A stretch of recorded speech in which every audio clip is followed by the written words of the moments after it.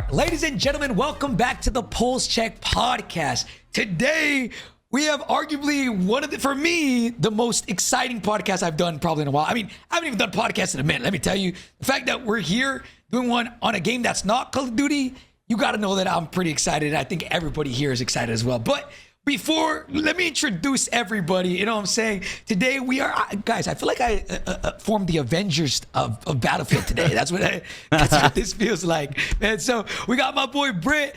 Wait, Stoda? How do I pronounce it? Stoddy. Stoddy.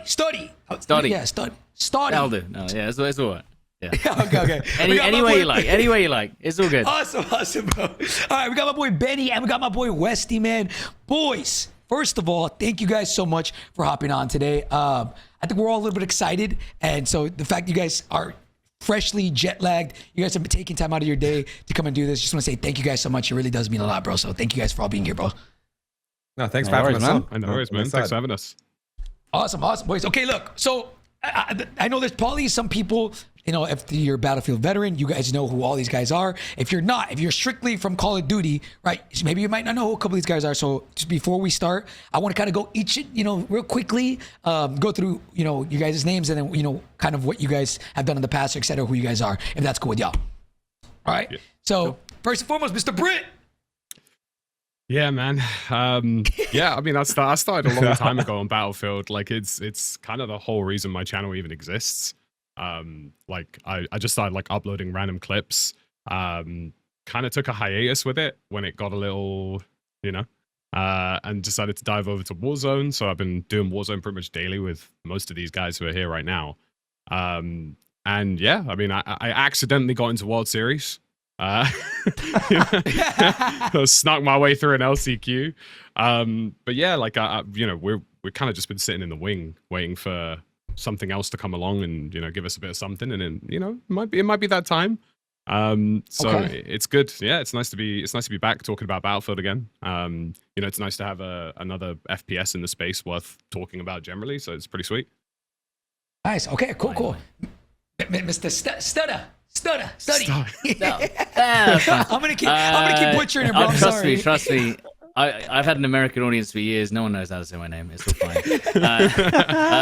But yeah, I've been streaming for like 11 years. Started on Battlefield 4, and then basically just played Battlefield only up until basically Warzone, really. And then we played Warzone for like 5 years. Went to 2042 for 6 months, and then came back to Warzone. And now here we are, Battlefield 6, and hoping that it can do a little better than that, you know? Okay, cool. Mr. Benny, talk to me, man. See, now I've been like predominantly Call of Duty for like the most of my content and streaming career, but Battlefield's always been one of those games that I've always played on the side. Like, I can remember meeting these guys, like, I met Westy for the first time at the Battlefield 1 launch, and I jokingly said to him, I was like, one day you'll be a COD creator as well. And then Warzone came along and he's like, he was like, there's no chance. There's no way it's going to happen. And then did that. But I've played Battlefield from the start. Like, I've loved the franchise. It was always one of those games that I didn't necessarily make loads of content on. I think that's one of the things that makes Battlefield 6 so exciting. Because if you're a big Call of Duty fan, I think it's one of the first times that this game is going to really line up to your tastes from what we've seen and what we've experienced so far. So yeah, just predominantly Call of Duty, but play Battlefield a lot. Yeah. Okay. Cool. And Mr. Westy. So similar story to these guys. I started my channel with Battlefield back in 2012. Stuck it out for a really long time. Saw a huge amount of growth with Battlefield 1 back in 2016, which is when I met Benny for the first time. Met Stod a year before that. Lackey a year before that as well. Pretty much like these guys though. Got to end of BF5 like, you know, 2020, Warzone comes along. I'm like, I want to play a game with my friends that I enjoy. So we all start hopping on that, playing that. And then Battlefield's, you know, it's been sort of not there for a few years. So we were just playing Warzone, having a good time together. But yeah, like Benny said, really, really interested in this game. It looks like they're making a real comeback and a bit of a play for the Call of Duty market as well. So it's going to be interesting to see how this game goes. Hey, Westy's being way too humble here, by the way. Elaborate. This guy revealed Battlefield 1. Like, oh yeah. Wait, he was on the stage, the whole thing. Yeah, so EA basically asked me if I wanted to be like someone on stage. Like, I played the game for like a year before it got revealed. So they asked me if I'd like want to be on stage as like a fan and a creator to like answer some questions and just be part of the reveal. So that was a pretty cool time, which is why I saw a huge amount of growth with that game. Like my channel like quadrupled in size at that point, so that was pretty awesome. Hell yeah! But yeah, like it sucks because like that for me was like the last really good fun Battlefield game for a long time. So I'm like kind of privileged that I got so much growth out of it, but at the same time a bit sad as well, you know. Westy, it kind of reminds me as well, like a lot of people might remember this. It was the time when Advanced Warfare was just got revealed. And it was like there was a big negative outlook towards Advanced Warfare and how that game looked. And people were like desperate for like a World War II or a World War I style shooter. And they're like, look, we just want to go back to basics. And it kind of feels like that sort of point again where everyone's getting kind of really hyped up and excited for a Battlefield that is a bit like BF3, BF4, modern shooter. It's something we've not had in nearly a decade. And it's this is the game that's going to bring that back for us. Yeah, I feel like you're definitely right there. Because, like, I mean, this game, like, they've said how many times that, like, they're looking back to, like, BF3, BF4, really trying to, like, find those parts of the game that made that so much fun. And you can really feel it with BF6. They're really trying to bring back some of those really good times. And again, it's sort of like, it's kind of back to basics in a sense of, like, let's just make a good Battlefield game. But basics is probably not the best way to describe it because the game isn't really that basic at all. It's still got plenty in there that you've got to figure out, but it's in terms of like getting a core Battlefield experience, yeah, they're trying to get the basics out of it and just nail those things over the top, yeah.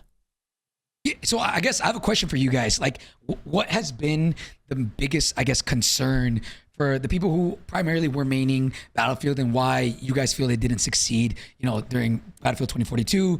Like, what is the casual, I don't say casual, but just the player base for Battlefield? What do they want? And from what it looks like, classes?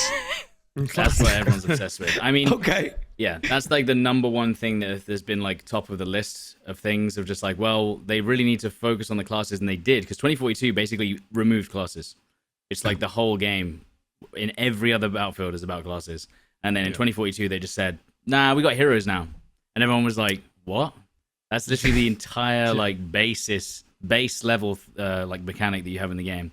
And now they've brought classes back in Battlefield 6, but they're kind of like dissolved still because you used to have like weapon locked classes, right? So classes were locked to weapons, so SMGs on medics, assault rifles on the assault class, stuff like that. So now we're kind of in this weird like limbo of they want to make the game more accessible and have every gun on every class, and you can kind of mix that up. But it's kind of like three of the classes right now look exactly the same in terms of how they look. So you don't even, it's basically just, there's one class, the recon, and then the three classes look exactly the same. They kind of play almost the same, but with different gadgets. So yeah, I was gonna say like it's kind of like Call of Duty and Battlefield kind of have a parallel in that like there's like an audible part of the fan base that just want them to do what they do well. Like they don't want, like 2042 was ultimately Battlefield just trying to innovate a lot.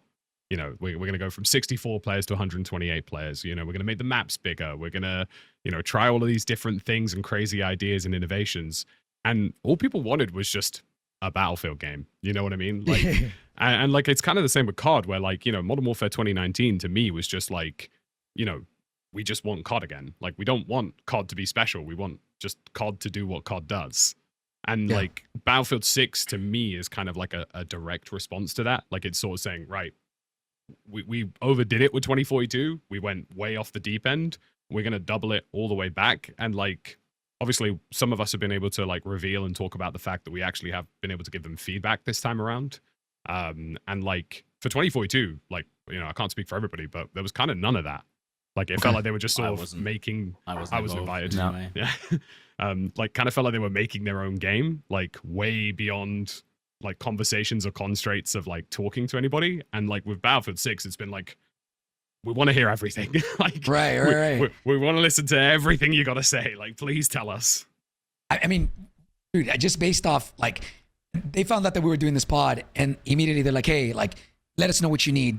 They send us beta codes. Like, they're like, I will say going to this event, they were genuinely so cool and so nice. And like, it's different. Like it felt like the devs were actively like, hey, like what do you like, what don't you like? Tell us exactly, like give us everything. Like it just felt it was a lot more accessible, if that makes sense. Like they actually wanted to hear everybody's opinion. And I feel like it's almost like in COD, it's like, hey, you can't talk to those guys. Like you can't talk to those head dudes, you know, like, or, you know, with these guys, it's like, yo, hey, talk to whoever you want. You want to access somebody, let me know. We can get you connected. You know? Well, that's like a really strange thing. Like I had a chat with Vince, like, which is literally, he's like one of the legends in FPS gaming. And I had a 10-minute chat with him, but he was asking about like my experience, what I thought and all that. And you're just like, how is this happening? Because you don't necessarily get that kind of one-to-one feedback with the person that literally controls the direction of the game. So I think they're going above and beyond. I think that like how we were looked after throughout the entire trip as well was like incredible, from like feedback to knowing where to go, help with any hands-on or settings or anything we needed throughout the entire like week. It was just nothing that I'd really experienced before. So that was great. I think it was kind of it was pretty Shout out cool. Tom Because like, Nelson.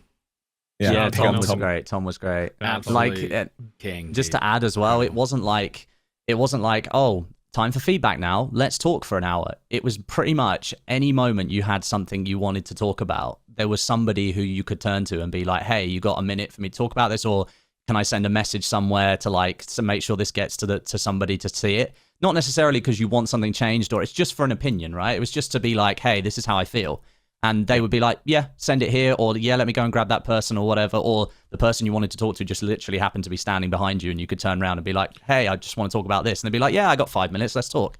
So that's really good from the EA point of view, across like all of their like staff and the devs that were there. They were super open to feedback, which was great. So like one of the things as well is like don't want to interrupt, but like the Battlefield Labs Discord, like the actual like process for labs and like playing the game early, like there is an entire like basis of feedback across all the people who have access. And on like multiple occasions, like I've seen this happen like 4 or 5 times now, somebody will send in a document saying, this is how I think this should work, and I think it's a good idea because why. And then like a couple weeks later, labs gets updated again, and that guy's idea is just straight up in the game. Like it's just there. Like Silk, for example, was talking about how like the insides of vehicles and jets just didn't have like the UI elements that he needed to be effective in them. Bang, all of a sudden we're at the build in LA, and you know it's all there. You know, everything that he was looking for is you know made its way into the game. Yeah, so I guess I was going to ask you guys earlier, how many of you guys, and if you guys can publicly say now, right, were you guys involved prior to this, to the playtest? Like how early have you guys been giving them feedback and stuff? About January for me, I would say, maybe a little bit earlier. We did a couple of events, one in January and one, what was it, like June, was it? Yep. Yeah, one January, one June, but it's kind of been an open communication line from that point, and there have been some people who have like are a bit more hardcore on the franchise who have definitely like who have publicly now stated that they have been involved earlier than that. Yeah, I saw that. Yeah. Oh, wow. So you know, I think some of them are like up to a year and a half now of like just straight. Oh feedback. shit. Yeah, so like they're probably like talking at like, you know, when they've got concept stages, you know, where someone's literally drawn something on a piece of paper and they're like, hey, we like this idea. What do you think? And those kind of people would be going, yeah, it sounds pretty good, or not. I got to do that for BF1, which was pretty cool. So those guys that have been involved for a long time, that's pretty cool right there. We got to see like some of the BF1 stuff when it was like grey box, when like you know they early, you know early like you know well, I did. It's I don't know why. well, yeah, sorry, Cool Kids Club. Not that Oh, okay. So, boys, look, like, I guess I kind of wanted to get a feel for, like, you know, and especially show everybody in stream and in YouTube kind of who you guys are, what you guys have done in the past. And again, you guys are the Avengers of Battlefield, it feels like, right? So I guess now, general thoughts. What did you guys feel about Battlefield from last week, right? From what you guys had to play. Again, you guys have a lot more context because you guys been, I don't necessarily play testing, but giving advice for the last half a year or so, right? 9 months. How do you guys feel the product is right now, even though it's in beta? I mean, just first and foremost, from a purely COD guy, right? Like that shit felt polished, like really good for, like, not even for a beta, like that felt good in general. Well, kind of what's your I've guys' got thoughts? I've got some feedback on when I went and played the labs playtests, which were the open playtests. Well, technically closed playtests, but everyone just posted all the content from them anyway. That playtest was like buggy, glitchy, white box. Half the weapons didn't even have textures. And we were there playing it like 2 months before this beta, and I was going into this like, oh, dude, if we're only like 2 months behind, and they're gonna just update on this basis, I was like genuinely worried I was gonna get to this event and just be like, oh, damn, this is just not gonna fly. But we get there, it doesn't lag. The performance is great on high-end PCs, might I add, and everything just works. I had like 3 bugs the entire time I was playing. Everything was like solid. So far it looks good, but is this just a vertical slice of the 3 maps that we have? I don't know, but the other stuff felt way better than I thought it was going to be. So. Yeah, I still can't go over that we went to a big capture event like this and there was no like serious recording problems, game crashing problems, half the power going out. Like there was so many things where it was like it was one of the smoothest run experiences I've ever had. And like the game itself as well, like the difference in little like fast bits of balancing. I know like the shotguns were overpowered and were apparently like I think Westy was saying they were actually bugged. Where the shells were just like insta killing everyone. No dispersion. I remember they just 100% accurate. The earlier builds had it was like one man army all over again. Just everyone was running around with like noob tubes and just like taking everyone out. But the way the games progressed so quickly to what we played there felt like if it came out tomorrow, I'd be happy like in that state. And I think they're still working and polishing it and fine tuning it. And what we're going to get our hands on and the data they get from the beta when everyone gets to play it next week is going to help transform the game even more. Yeah. So like, one of the crazy things about all of it, I guess, is like when Battlefield 2042 released, they made a bunch of engine upgrades to Frostbite because it is a proprietary engine. It's their own in-house thing. And like sort of, I think it was about 6 months before the game released, we found out that a bunch of studios have been drafted in to like, we need help basically to get this across the line. And for 2042, the setup's been completely different. Like there's now just a centralized structure called Battlefield Studios. And that is Motive, Criterion, Ripple Effect, who were formerly Dice LA, and the guys over at Dice Stockholm. And it's now sort of this more communal effort. And like, I was speaking to some of the guys who were at the event and, they're saying like, we've been working on polishing things. Like, where if some dev finishes in one location, it's like, sweet, there's now more of a collaborative effort where they can go, okay, well, I can go lend a hand here now because I've done my bit, the bit that I was working on's finished. So a lot of the different studios are pushing their own content, but it's actually happening in kind of a cohesive way, not just like a free-for-all. And it's, I think this is that build that we played was kind of reflective of that. Like, it kind of felt like, I mean, that's the most polished beta build I've played for a Battlefield game. Like, and that's saying something because I think we can all agree every Battlefield beta we've played up until this point, something is always critically wrong. BF1. BF1's probably BF1. But other than that, but that's the level we're at. Is what you mean? Yeah. Like, comparatively, and even again from the outside looking in, it looked like I didn't run into any issues. Like I genuinely don't even think I found one bug. At least not that I would think that's a bug. I was very surprised that everything just ran really smooth. And I don't know. So I mean, look, like. Going into the actual multiplayer of it all, right? Do you guys believe that they did a good job at catering towards the OG fans? And then on the contrary, right? Do you think this is now a game that can appease to the masses? Because as we know, it does seem like they're trying to reach a broader audience, COD as well, right? And so I guess two-sided question to that. Do you guys think they are appeasing to the OG Battlefield players with this build? I'd say that like, it's very obvious to me as a Battlefield fan that this game is catering towards a wider player base. That's probably the best way I can put it. Like, as somebody who's played Battlefield for nearly 2 decades, it's very easy for me to see that they are trying to widen the appeal of this game. That's not necessarily a bad thing. And generally speaking, I think they've done a good job so far. I mean, like we mentioned, classes is pretty much one of the hottest topics. You could probably mention maps as well. Like overall, I would say the map size is like trending a bit smaller than what perhaps a classic Battlefield fan would expect. Again, that doesn't necessarily mean it's a bad thing. As long as the maps play well, then I still think that's not really a problem. And like when you talk about gunplay as well, I'm probably not in the best position to speak about that because I basically spent the entire event using like 2 guns. Because that was the fun part for me. So I'll let someone else speak about that. But again, I think there's been a concerted effort to make sure that they include as much stuff that a regular Battlefield fan would expect, but also tweak things just enough to make it more, to have less barrier to entry to like a brand new player, for example. Yeah, no, Okay. I'd agree with that because I think the easiest highlights for that is squad deathmatch, domination. There were modes that were more tailored to a Call of Duty fan. Like as someone who's like, whenever I hop on MP on Call of Duty, I'm like domination, grind it out that way, and that was there in the beta that we played. Like we're just running around on the kind of the sand map. Suddenly the names just escaped me. Cairo. Where Cairo, where you just kind of like having those close range like fights inside of buildings, and there weren't vehicles, there weren't like any like kind of exterior thing. And that was the one thing I did notice. Call of Duty has those external elements like kill streaks that come into those maps that kind of transform it a little bit more.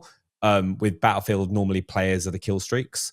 And that was just the one thing that I found, like sometimes when you're playing those small maps like Domination, it didn't necessarily feel like Battlefield, but it was also not Call of Duty because you didn't have the big kill streak build-ups. Yeah. Like me and the boys were sat there with Benny and we were like to him, yeah, look, I'm glad you enjoyed Domination Squad Deathmatch, bro, but we basically pretend these modes don't even exist. So,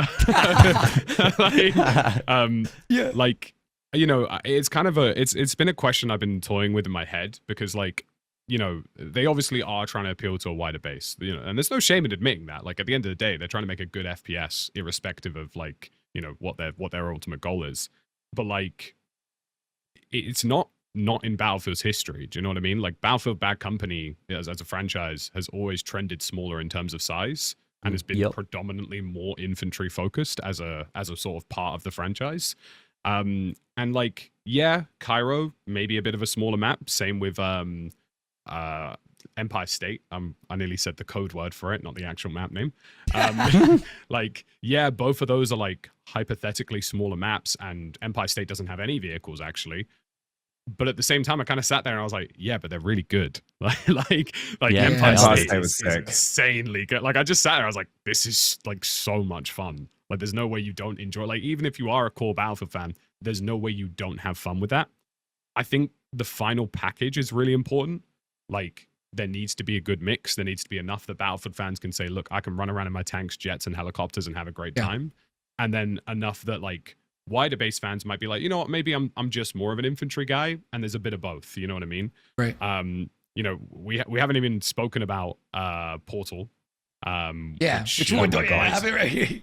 We'll get there eventually. We'll, you know, but like, you know, look at them, like the map package there. You know, Operation Firestorm is a big map, quote unquote, or a larger map. It's a combined arms map. Manhattan Bridge is another New York biome, and we know that Empire State is allegedly the smaller one of the two. Okay. So it looks like there's a bit of it looks like there's like a good amount of variety. But if they're to the same standard as Cairo and Empire State, like in terms of even if they're bigger or smaller, whatever, like if they're just that much fun, don't care. Like perfect. Like right. You know, no notes. You know what I mean? Yeah. I mean, I was talking to Scump about it, right? And Scump, I mean, y'all know Scump. He's been an FPS player for competitive for as long as who knows, right? 15 plus years. And so he knows a thing or two about like whether a map feels good to play on. And the one thing he kept saying was like, he's like, I really want to gas up Battlefield and their maps because their maps actually played really, really well. And coming from somebody who mained Call of Duty for the majority of his life, like me, right? Like I liked the squad deathmatch, like Benny was saying, I like the Dom, but that doesn't mean that I don't like the other ones, right? Like towards the Call of Duty side of things, they are catering to both, which I think in turn is going to bring, I think they're doing the smart move. They're catering to everybody. They have a little bit of something for everybody here. And I mean, that's only how many games did we play on the beta? How many maps? Was it like 3 or 4? I think we played like, it was 4. We played three maps, was it? We played 4. Siege of Cairo, Iberian Offensive, Empire State, and Liberation Peak. Oh yes, yeah. We only played Empire State for like a couple of conquest matches. I kind of wish we got to play it more because it was actually such a good map. And then like one thing I was going to say, just to your point there about like appealing to a slightly like a more of a COD audience. Like there is a history of that for Battlefield. Like if you go back to Battlefield 3, you guys remember Noshar Canal's TDM? Like, mate, it was literally it was one of the best like TDM maps ever created for an FPS game. And people used to just main it all the time in the server browser. That's how people got 100 service stars on all their guns. They would just play TDM Noshar Canals 24/7. So like there is a bit of a history of them creating good small maps. Like BF3 had an entire DLC of just small maps as well. So yeah, they have that history of it. Is our shipment, isn't it? Yeah, like that's the way. Yeah, I was gonna say, is that what it is? Is that the way you kind of would describe it? Yeah, yeah, exactly basically. The same. It's shipping containers. So yeah, literally, yeah. So I've just tagged JD on Discord because there is a video they released today from their blog, and it's actually the data that they've collected from Cairo already. So this is like the telemetry of how players move throughout the map already. Oh my god! So this is right now. This is right now. This is data from labs that they collected. Yeah. So this is how they're sort of going into these maps and customizing sort of how these objectives flow. And I've spoken to a couple of devs, and I'm not going to name them obviously, but they've kind of said to me it's been a lot easier this time around to tweak stuff, and sort of make changes on the fly for them, which is stuff like this data, which is why the beta is happening. Like they're going to get so much info, like they're going to get so much information from the beta about what is working, what isn't working, and how they can make it better for everybody, let alone just whether they're appealing to a wider fan base, a small fan base, whatever, like they could just ultimately make these maps play objectively better. Yeah. I mean, on the subject, right? I feel like they've been pretty good about quickly updating stuff, right? Didn't something just come out today about a bunch of changes that they made? What was that, guys? So basically, like these are like things that they were already tracking before we went to that event in LA, by the way. It's just that it didn't make it into that build because obviously they have to like lock the build in at a certain point, get it ready to have it on all the machines and stuff. But basically they'd been tracking like a few changes they wanted to make to different classes, like moving a couple of gadgets around, rebalancing stuff. I think they made a change to like a couple of like the training things, which is like the little perks that you get on the side of the screen as you're playing. Like you work your way up through these like these little perks. They've made some changes there. That stuff, that the map that you were just showing that little video, they're actually going to make changes to the map because they found some areas of pressure on the map where they've decided like, no, we don't want the pathing to be like this, so we're going to change it. And I think, what was it, something else they were going to change? I can't remember. I'm trying to look at the article now. Infantry, right? Change like the recon. They're adding the spawn, what's it called? The spawn beacon to assault. There you go. Which is a big change, actually. I don't know if I like that because I kind of like that a recon had to move and get up close to place a spawn location for your teammates. Assault, everyone is just in the mix. So now you're just going to have no idea where players are going to be coming from because every assault player is going to put a spawn beacon hidden somewhere in the enemy spawn. Hypothetically, the assault beacon will be a choice between either that or like a grenade launcher. Like you won't get both.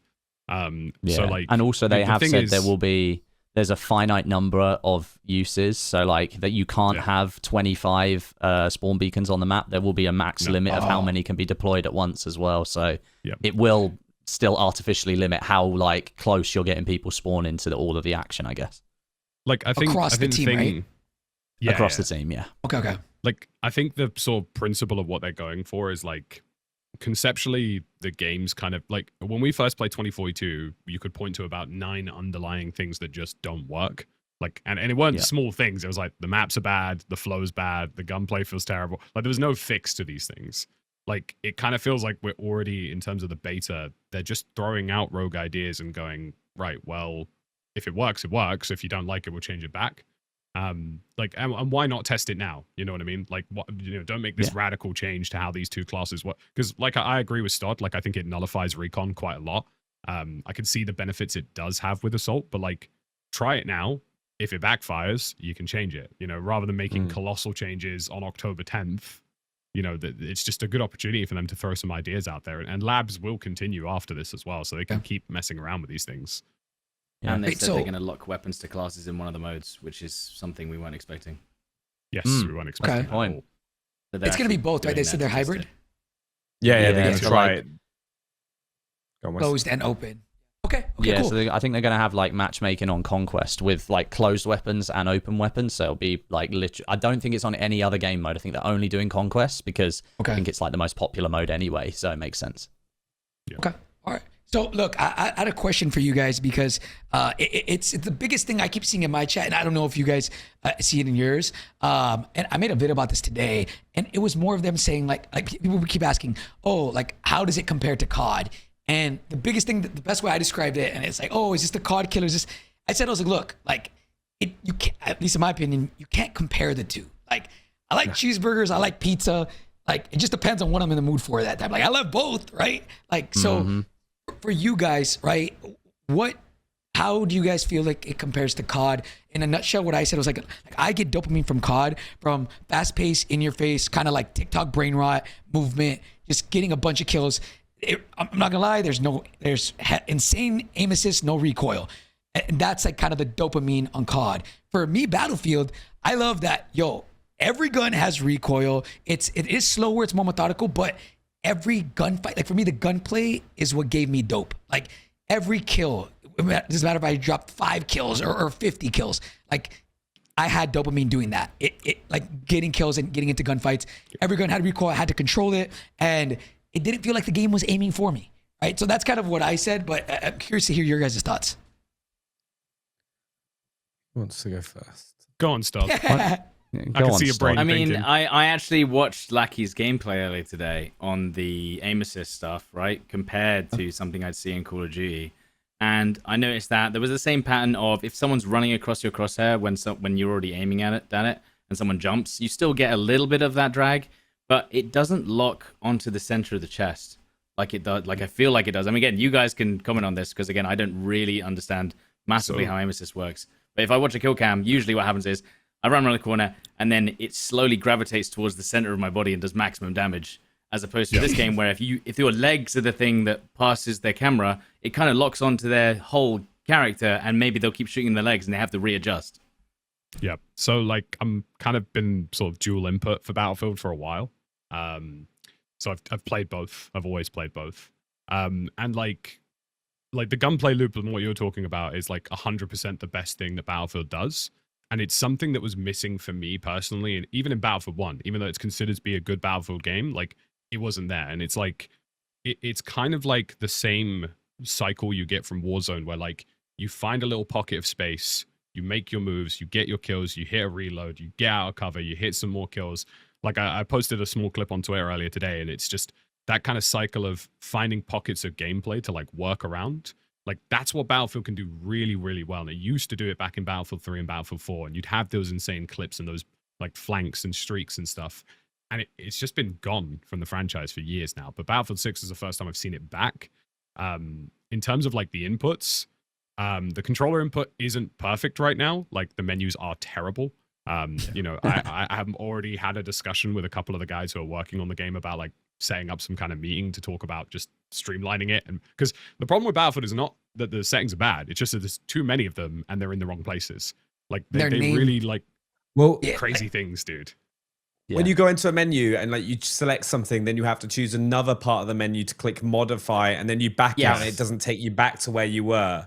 It's you suddenly I don't know why there just what isn't like what it is. You click a gun, edit loadout, done.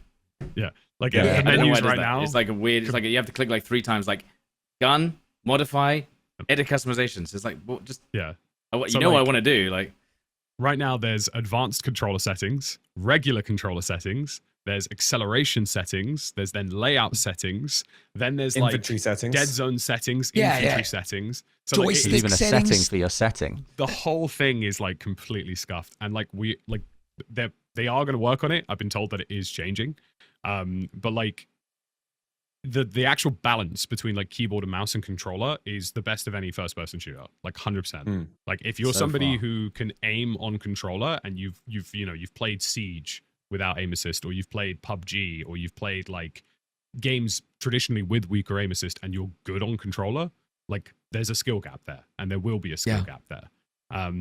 But at the same time, you're not just going to get dominated by mouse and keyboard guys. Like it's not. I mean, to the Scum point where dropping you're, like, 67.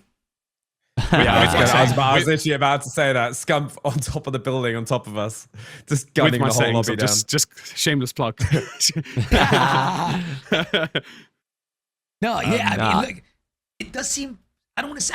I don't know if it's too early to say that it's balanced, but like I'll say this: coming from COD, that the game quite literally aims for you.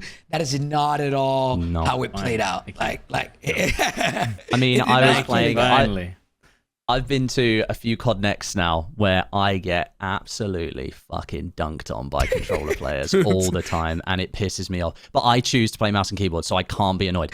At this Battlefield event, I could hold my own, and I could actually fight people at close range, and if I got the jump on someone, I would win the gunfight because I can aim. I can actually do it in this game. I can actually win gunfights at close range. If someone is better than me, someone's already aiming at me, they're going to kill me anyway. The TTK was pretty quick in that build that we played.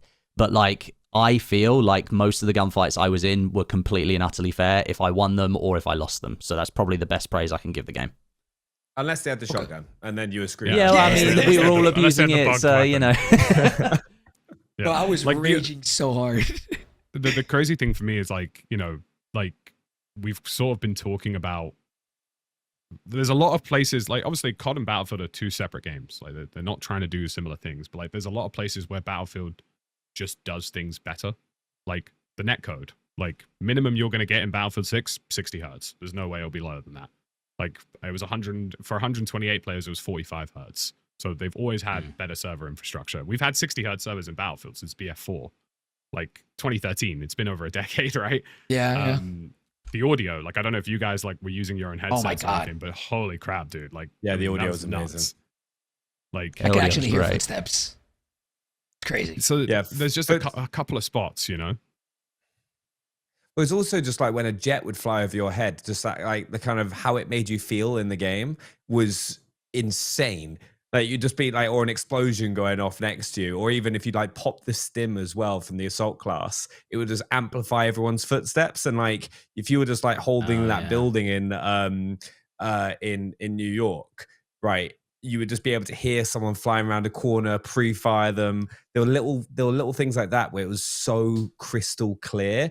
Yeah. Rather than going like, is that guy above me? Is he below me? Like, where is he? Or it's no audio at all. All right. Yeah. It was really nice to have. Yeah. That's, again, for me, the biggest two things that I can take away was gunplay felt great and audio was really satisfying, especially the headshots. But yeah, so look, we kind of talked about the game a little bit. I feel like we haven't even gotten to the best part, at least in theory, right? I kind of want to get into Portal because I know you guys are... I think we have the clip on replay, just that section of the trailer where they're just showing the different JD, modes. you got it, JD, you got it. Just put that on loop. So if you can. Honestly, like it's I like obviously Portal was in 2042 and it was pretty good. Like it was cool to see the devs like embrace like Battlefield's like beginnings, obviously like community servers, people creating their own settings and all that kind of stuff. But it didn't quite go far enough. Like it wasn't like a token gesture. It was a bit more than that, but it didn't quite get to like the level that people wanted. And I feel like whatever they're pitching this time, just they saw the disappointment and they were like, guys, we can't miss this time. We just got to go for it. And so they add a full blown editor into it. I mean, like I didn't expect that at all. I mean, we're talking like pure UGC, like straight user created content. Like, you know, this kind of stuff is nuts. So look, Fortnite and Roblox have just there you go. their entire thing off of. JD, you can mute it so we can talk in the background. But like, okay, look. So I guess for the casual person watching this, Stod, can you kind of like, or whoever knows the most about this, what's the best way to describe this to somebody? Like to the casual player that has no idea what's going on. GTA 5 races and like those kind of modes, but in a Battlefield engine instead. You know, like GTA 5 death races, snipers versus what's it called? Snipers versus sports cars or runners. What else? TTT modes, maybe. I think that's quite intricate, but like anything that you can do in GTA 5, you can probably do in this, but with better gun systems or tanks. Like tanks. On tanks. So like the editor comes with like a full AI suite in terms of like you can put assets into the game and then script what they should be doing. So like, you know, we're not just talking about like placing stuff down and hoping for the best. We're talking about we can make a custom mode with custom objectives, criteria that has to be fulfilled for you to go to the next step. Like, you know, the kind of scripting suites you would get from game development, but like anybody can do it. Good Godot, isn't it? Yeah. Yeah, so it's called the Godot editor, and it's hilarious because Godot didn't know about it because it's open source. Lol. Like the guys who made Godot were like, "Wait, what?" Unlucky. You're like, yo, this is sick. Well, like Tim Sweeney, like the Epic CEO, tweeted about it because like he was like, "Yo, this is like crazy." Like the idea and principle is that what you've seen, like when you see the little editor in the background, that's actually a web browser. Like you can do that through like Chrome, right? Like you don't have to have like some crazy system. Yeah, so that's literally a web browser. Crazy. That right there. This is what you're seeing right now. Yeah, that's the Godot editor. That editor's available to players. And the idea is that you can do these things without the game sharing code. So it stops like cheap providers getting source code of how the game works because it's done by a web-based system. And then you'll be able to save that, load it into a server, test it, and if it doesn't work, go back to the drawing board, rinse and repeat. Like it's like the potential for this is like nut. Like honestly, we didn't know much about it, so when we found out, we were like, damn. Like because original Portal was literally just they gave you the modes like Conquest. You pick the map. You could do a little bit of like pre-edited code that you could apply to it, and that was it. So like the craziest thing we got from Portal, the first one was like hardcore matches, and then a couple of like hide and seek modes and stuff, and that was about it. It was nothing. There was some aim training stuff in there as well, and like cool. So like you could see the potential was like there from the first version, but this one just goes a step ahead. I mean, like what you're watching with the editor, like obviously like 0.01% of people are actually going to know how to do something with that. But I think the cool thing is that it allows somebody to create something awesome. And there's been devs at the events that were held last week saying like, if we see cool stuff being made in Portal that we think would be good in the main game, we might just make that in the main game and like take it as an experience and do it. They were saying things like, well, if the community recreates like a load of maps and stuff like that, then everyone's going to make popular. Every map from every game. Yeah, exactly. If people say like it's going to be popular, Nuketown's going to go crazy. But yeah, like they've said that like Roblox, they want people to make stuff with it, and like the fact that the tools are going to be there to enable that is really cool. Like the top 1% of stuff that you're going to be able to play in Portal is going to be utterly insane because there are some really, really talented people out there. And I was thinking like at the event, there was a load of like Milsim creators that got invited. Like I kind of know why they invited them, because if something like this exists, they can literally just create their own scenarios, their own maps, all that kind of stuff in there. You know, it makes sense, right? This is a lot more like Halo Forge, you know? Like if anybody remembers Halo Forge, this is like this is what that is basically.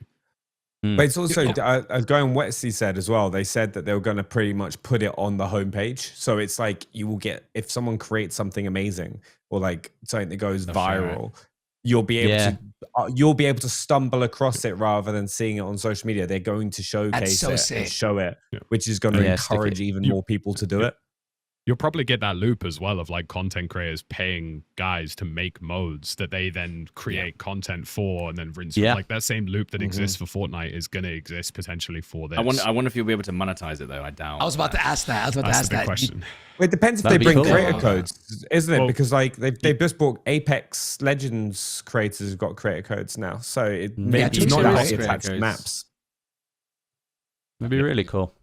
It's not impossible for them to do that, and like you know, like the craziest thing, and this is probably the one that people haven't really spoken about, is like there is nothing in the future stopping Battlefield from literally just providing blank canvases. So like, we're going to give you an empty map on a forest biome, and it's a large map, and you just go and make what you want.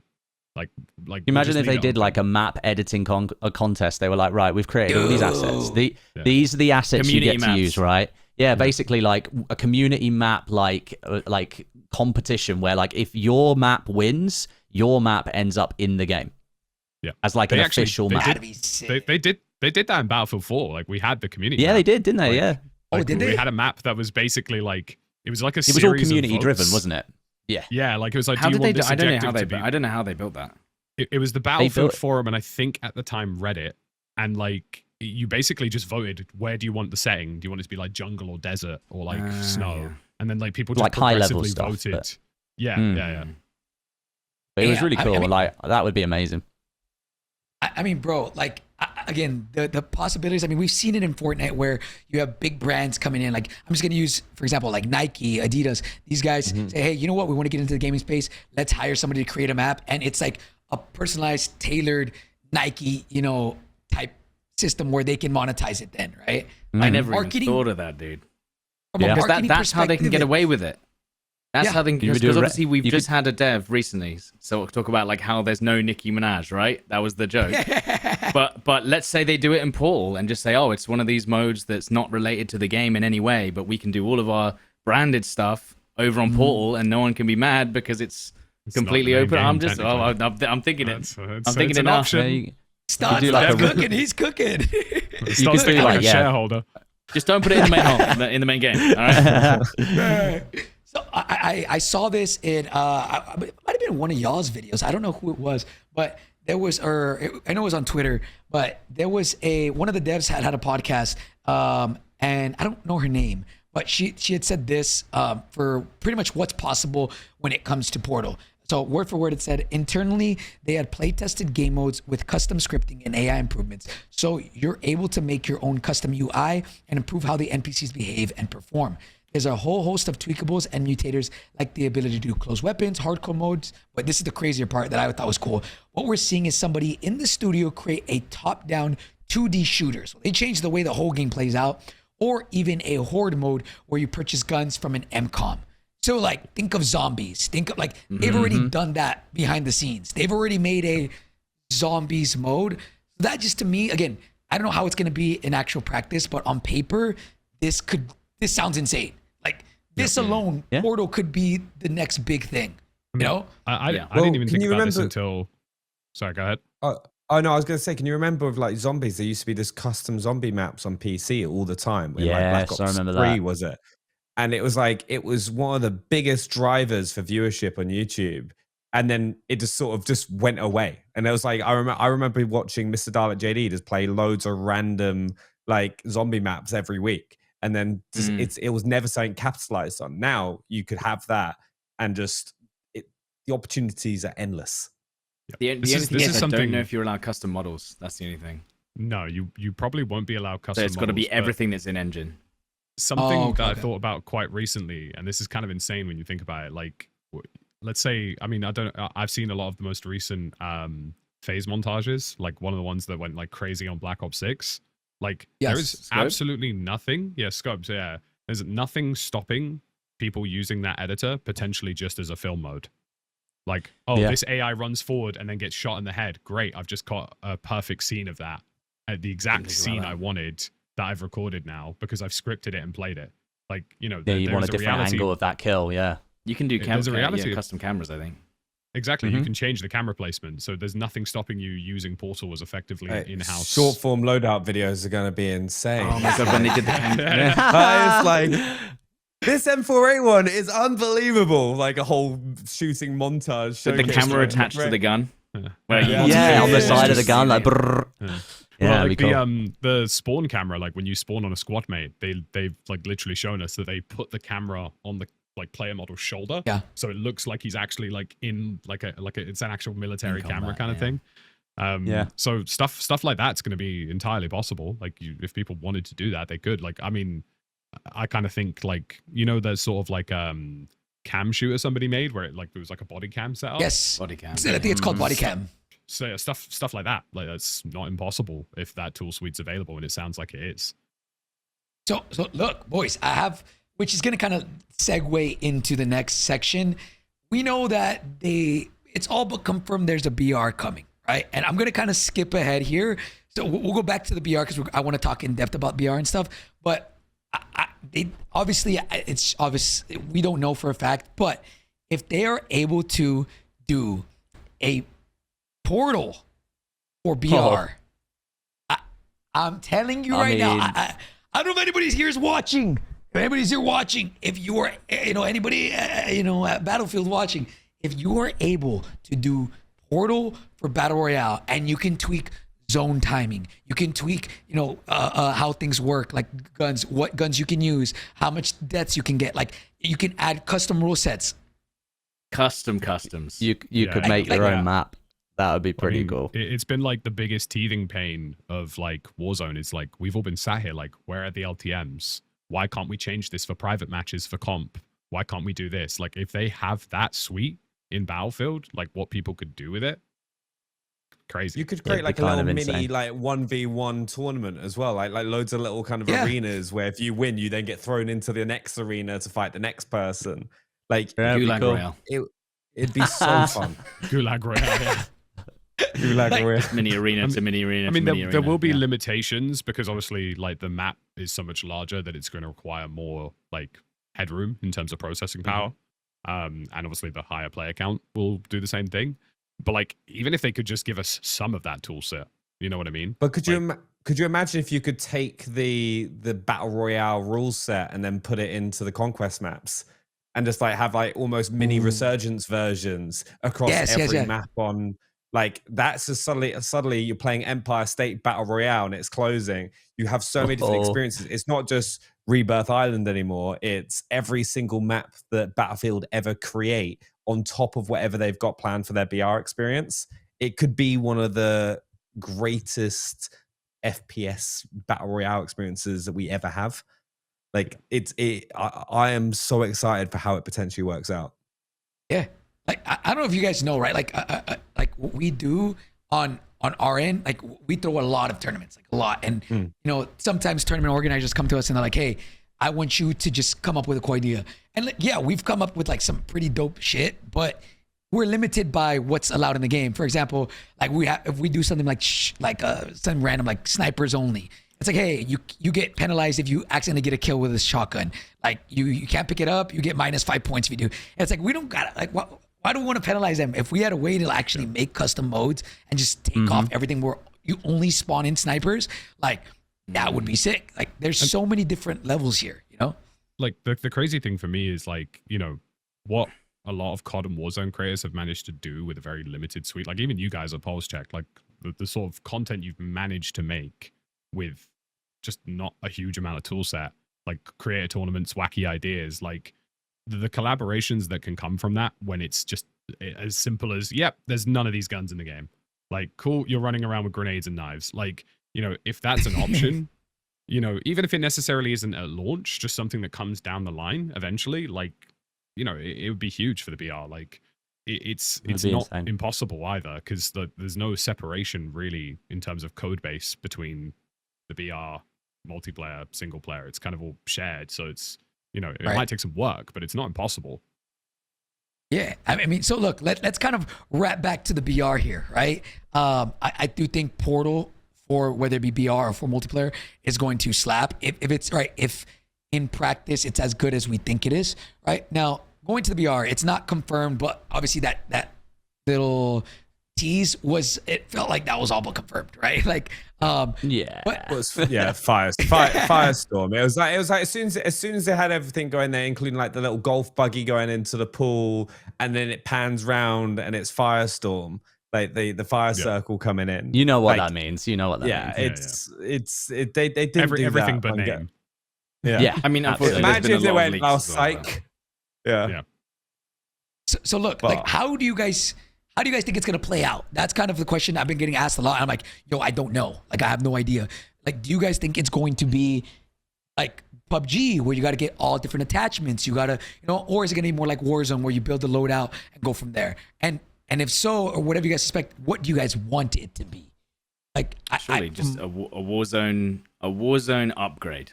I think that's what they should be aiming for, and I've That's all always they said have to do. that if that's just make sure that the product that you release is better than Warzone, and you've got a winner. Yeah, I think Obviously, I think you're right Kind with of a that. big- And I think we all agree. Like we play Warzone all day, every day, all of us. And Warzone has got the perfect formula when it comes to a first-person shooter battle royale. It is like from the gameplay loop, from when you drop in, you have that looting phase to getting your loadout, so you feel more powerful, and then you're able to kind of rush around, do contracts. Like they nailed so much with the game. I think that with a working anti-cheat where you don't feel like you're getting like screwed over every gunfight. Like every time you get killed, you're like, hold on, have I been, is that like that's the experience you don't want? And also, like I was doing loads of custom games, and then I just had the same stream sniper cheaters ruining the customs, and I wasn't able to even kick them out or lock them out. So I'm like, oh, I can't do it because it just ruins it for every single person every time you run them. So I think that would be the ideal thing for the BR. Well, I was just gonna say, sorry. That's something that I really want them to focus on. One thing that we don't have in Warzone is if someone's harassing you or a cheater or something like that, there's no one to go to. They'll just be like, okay, sorry, or we give us our name and we'll get back to them in 2 days. I would love if Battlefield had someone I could literally go to and say, right now on my stream, here's a clip. This person's cheating. Get him out here right now, please. You know what I mean? Like, and that's something I feel like they've really, even Warzone just doesn't seem to latch onto.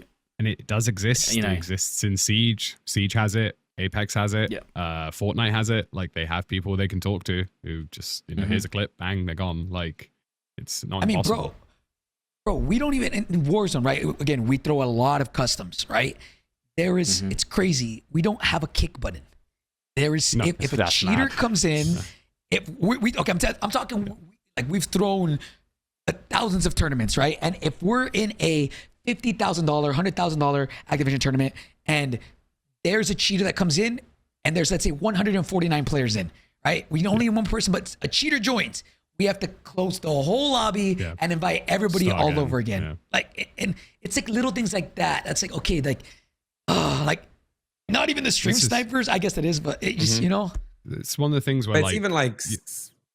Go sorry, bro. I was gonna say, like, it's one of those things where, like, for me personally, like, Frostbite has been around a lot longer than Warzone's engine and COD's engine, which obviously is now a proprietary engine. The potential for it to kind of flex its legs, like, Christ, I mean, like, in terms of server browser, in terms of like kicking somebody, banning somebody, like that's basic in Battlefield. Every server hosting experience has passwords, admins, kick ability, ban ability, like that's just normal stuff.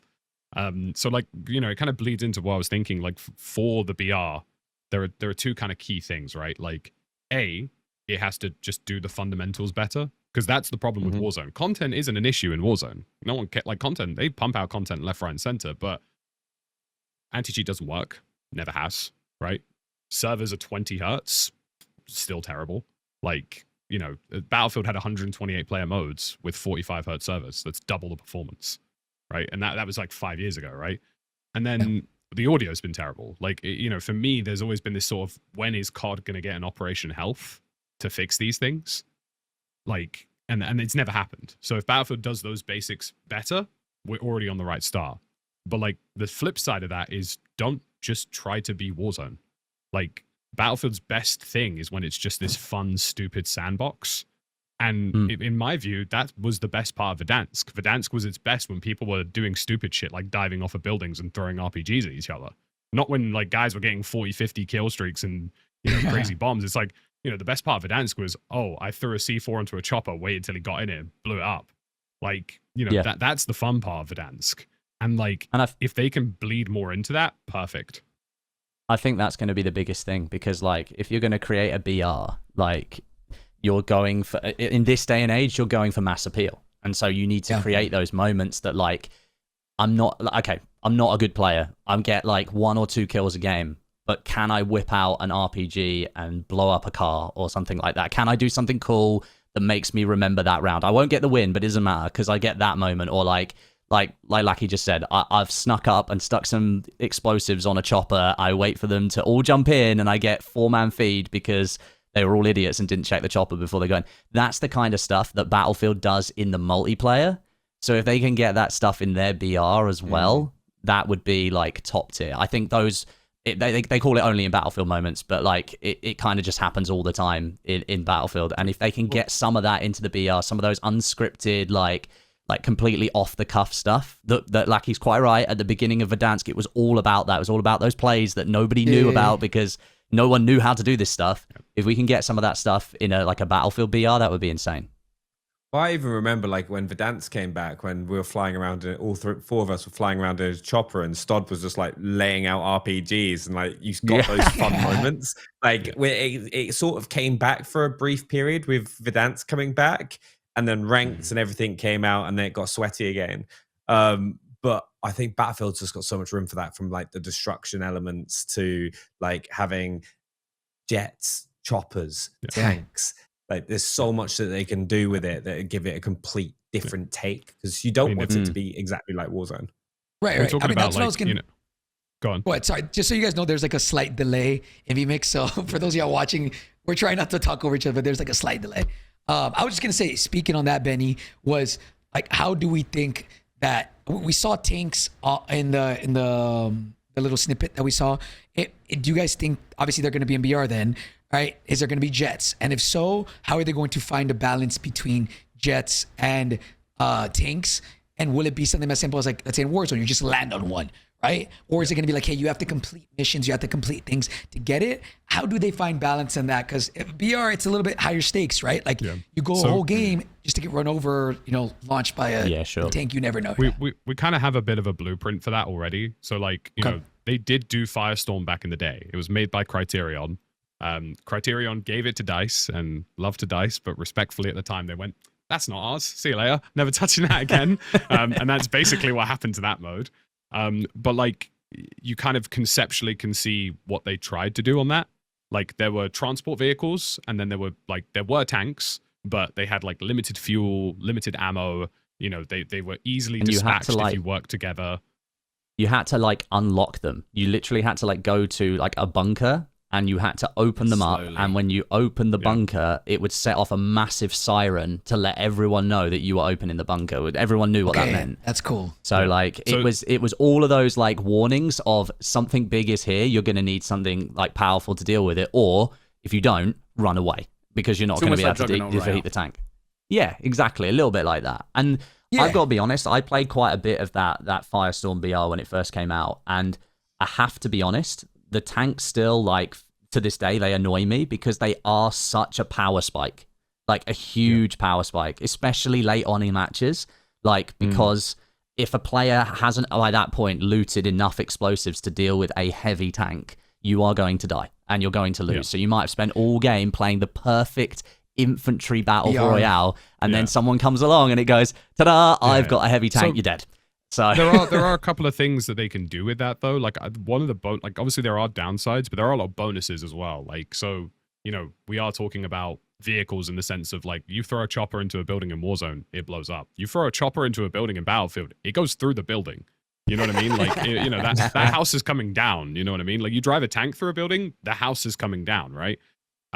Like, there are mechanics that can balance these things. By adding vehicles, you've kind of got like a new variable, right? Like, you know, when a zone pulls in Warzone, it's a variable. You know, when somebody gets like a kill streak, it's a variable. If you add vehicles, you've got that kind of new what if moment, right? And like, you know, for tanks, for example, there's nothing stopping them having mechanic where you run up to the tank, you grab a grenade, throw it in the hatch, they're dead. Do you know what I mean? Like, something as simple and as basic as that, Halo style, could just balance it. Exactly. Could completely balance that system. And like, for me, I don't want them to kind of go into this as like, it has to be one-to-one to Warzone. It has to copy PUBG and Warzone. I want it to be, let's try some stupid shit. And if it works, great. And if it doesn't, we'll change it. Yeah, because you don't need it to be one-to-one to Warzone, because we've already got Warzone. We need something different. We need something different. Selling point. I think like a big differentiator, like if Battlefield is going to do a BR, like they got to lean into destruction like heavily. I mean, look at the multiplayer. Like the entire trailer was just smashing everything apart. And the beta maps that we're going to get to play, there's so much destruction in them. Like, they got to do that. If they're doing a BR, they've got to lean into that part of their game. Because, again, that creates those moments where, like, anything can happen. Like, you might know there's a team, like, camping a building, but, like, 3 of you have got RPGs. You just take out all of the walls around the bottom part of it and collapse the building, and then suddenly they don't have cover anymore. And like all those elements that you don't get in Warzone, because there isn't that side to it. Like, to outplay somebody out of a building, you got to be that much better than them to go into the building and fight them. Whereas in Battlefield, it's just like, well, I'll just take your building away. So, like, I think they need to heavily lean into destruction because that's a big differentiator for them. I was about to say that, like, and that's another bulletin point that I have. It's like, how do you guys think destruction will play out from, like, in a battle royale? I'm thinking of, like, the crazy plays. You're in end game. You have, like, you have low ground. The other team's on an opposite building, but you somehow get underneath them. Then that team has to be like, all right, do they got, I don't know, RPGs? Do they have C4s? Can they take down our building right now? Yeah. Like, then does that force an engagement? The team that's high ground, do they got to drop down? Like, you know what I'm saying? There's so many things here that I think that could be the big differentiator between Warzone and this BR. So I got quite a detailed explainer about destruction generally in the game. Like, I can't guarantee this will all bleed over to like the general BR experience, but like there are larger structures that can't necessarily come down completely. So like when we were inside Empire State, you're in that big tower block, right? And it's got a bridge between it. The bridge could go down. The two buildings themselves, obviously massive buildings, they're not going anywhere, right? But you could, inside those buildings, go between floors by throwing C4 on the ground, detonating it, and you'd pop a hole in the ceiling, essentially. Like, that was something you could absolutely do. And you could do it in the other maps as well. Like, if you were in a 2-story building in, like, what was the one called? The Liberation Peak. There was a couple of 2-story buildings in that map. You could go to the floor of that building, throw a C4 down, detonate it, and you have a hole into the floor below. Like, that was a perfectly doable system for them. Well, so, like... sorry. I was going to say, like, there's sort of two elements of structure. There's entirely collapsible buildings, and then there's, like, somewhat destructible buildings. But, like, the ones that are completely collapsible leave behind a husk. So, like, if you take out an entire house, for example, the stairway kind of stays intact, and the base of the building sort of stays. So you still have cover to some extent. So, like, these are things that, in my view, like, I can't say these are definitely happening in the BR, but, like, to me, those are decisions that have been made for the whole game, not just multiplayer. You know, they've thought about, well, what happens if all the buildings are gone in a big map? You know what I mean? Yeah. I was going to say, what about ground That's a good defamation? point. Oh, yes. Yeah. Ground what? Ground Holes what? in the ground. You can blow holes in the ground and, like, dig down. Oh. Yeah, that was in the multiplayer. There was a far, clip on but- Twitter the other day. Somebody literally like just gets an RPG and just slams it down like 5 meters in front of them, blows a big hole in the ground. And you can lay prone in it, and your entire body is below the lip that you create. So like you can lay prone behind it, and people can't see you if they're on the road. It's kind of cool. Create your own so little you can, bunker. you I'll can find a make your clip. own head glitches, pretty much. Like, wait, that would be sick, bro. Yeah, like if you've got the equipment to do it, like could you imagine you've got one C4 and your play is like, I don't know, you've got like a circle out on a bit of grass and it's like final circle and you're like, I got no cover on my side. Maybe this is my only play. Throw the C4, blow it up, and then dive into the hole. Because like you can do it in multiplayer already. Like you can dive into that hole and then be like, right, no one can see me for like 5 seconds. No one's gonna know I'm here. Let me just reload or whatever. And you get that 5 seconds of time to figure out your next move. That could be pretty clutch. I mean, There's gonna BR be is some notoriously insane open plays. spaces, right? So Yeah. Like it's what going to be Stod mostly said, like, about what you can do. if there's ways to remember, like in Warzone, you have an open spot, like it's like, oh, GG's, bro. Like you got a lucky bad pull, like, or you didn't rotate early. It is what it is. At least if I'm thinking, like, you know, against maybe some really good players and shit, like how is this gonna play out, and is there ways for outplayability? Like what I love about Warzone now, it's for the most part, there's always ways to get out of certain situations because it's a battle royale. There's so many different equipment, so much things. Now, technically speaking, at least on paper, Battlefield would be taking that to the next level. So it's all the different types of equipment, but then destruction. But then what did you guys call it? Ground Defamation. defamation. Yeah. Like there's So- so many different levels to that. I don't know, that'd be sick. Yeah. Yes, it's kind of always been a thing in Battlefield as well, but they've really like built on it. Like you literally can just like slap some explosives on the floor and suddenly you've got a crater. Yeah. Okay. So look, like I guess to wrap up kind of the BR stuff is like, and a general question to everybody. I guess we kind of talked about a little bit right now. What do you guys think makes a good BR? Right? We kind of went over more or less what they kind of have to do. Is there one thing in particular that you guys are like, yo, Battlefield needs this? Like they need to have this for their BR, or is there really nothing that stands out? I think the one thing I really like, and it's something that really stuck me of Warzone, is I like knowing that I can go in and get the weapons I want and play the game how I want to at a certain point. So I have like clear objectives and targets to hit. I think that's something that Warzone has always excelled at. Like, I like trying out loads of different weapons, and like we saw it in the multiplayer, right? There is such a great arsenal of weaponry. I just want to make sure that we get the ability to use that in the BR. Right. I'm not the biggest fan of like PUBG or even Blackout, where we'd go into the game and it'd be all about what you find. Because I feel like with that, you get less personalization, you get less ways of approaching. This is how I want to play, right? I'm a sniper. I want to make sure I've always got a sniper available to me. Now, the way you go about getting those guns can be different from game to game. Like Warzone does it by you buying your load out at the buy station and throwing it in. But I want to know I can get the guns I want and then play the game how I want to, and then kind of really explore that sandbox. If I want to go in and have like RPGs only and blow everything up to smithereens, I want the ability to go and do that in some way or form. If I want to just sit with a sniper on top of a head glitch somewhere, I want to do that. And that's the one thing I think I'd love to see. I think for me, it's pacing. Like, you know, don't get me wrong, we're all kind of hoping the Battlefield can do something akin to Warzone, maybe be better than it, give us something, really. But like, there's no, like, whenever people talk about Battlefield and Warzone and Battlefield and COD, there's always sort of this sentiment that it's like, oh, one or the other, dude, you must hate the other one. It's like, well, no, like, you know, I've played Warzone for 5 years now, and they have a gameplay loop that's been so good that I kept coming back. Do you know what I mean? Mm-hmm. Like, you know, there's no doubt, we've all pumped thousands of hours into that game because they created a mid-game way better than anybody else. Like, I played Fortnite. Yeah. Like, I played Fortnite, and I'm like, dude, like, what's going on for like 20 minutes of this match? Like, I'm just running around doing nothing. Like, and it's the same with like other games as well. So like, you know, pacing has to be perfect. And, you know, if they can look around the space and be like, all right, well, Apex does this well, COD does this really well. You know, what can we do to take those elements and sort of make it our own? You know, that's kind of big for me, you know. You know, it's all well and good talking about, well, Battlefield might be able to do X, Y, Z, A, B, C, but they still got to do the basics right. And like, for me, pacing's the big one. Is like, I don't want to be bored in a BR. If I'm in a BR and I want to be the last alive, I want it to be locked in from start to finish. Do you know what I mean? I want to be, the downtime's not a bad thing, but I still want the risk element to be there. Do you know what I mean? Well, I'll expand on that, because like for me, you just said that the last word you said was like risk and tension, and like for me, I think that's where Battlefield's really got a chance to do something. Like I just found the little teaser in the show for the other day. Obviously, it's got like a chopper flying over the top. It's got the tank, and then the guy comes in on the golf buggy. Like there's all those little elements in there for like, so tension for me is like destruction, the vehicles with the amount of power that they have. Like that's tension for me. The fact that the pacing of this Battlefield game in the multiplayer is a little bit quicker than previous Battlefield games. So like, there's that element of like, okay, I'm moving faster, so you know, like everyone else is moving that little bit faster.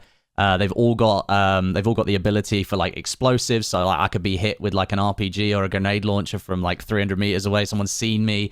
I need that tension in a BR, and like for me, Warzone has lost that because I've played it so damn much and I know how to play it. Like for me, the tension's gone because it's not something like inherently new anymore. It's like it's worn out for me. So the most exciting part for me is that there are going to be elements in this BR that I really hope they lean into, and it's going to make me feel tense because I don't know how those are going to play out yet. That's what I want.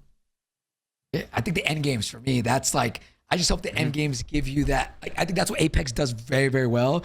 The beginning game, middle game are kind of slow, but the end games are absolutely crazy. So if we can get, if the destruction, right, if something makes those end games give you insane amounts of dopamine, I do see this succeeding. How they achieve that, I don't know, but that's for me is what I'm hoping for long term. It's also like that. I don't know what you think about like the random stuff. Like I really miss nukes in Warzone.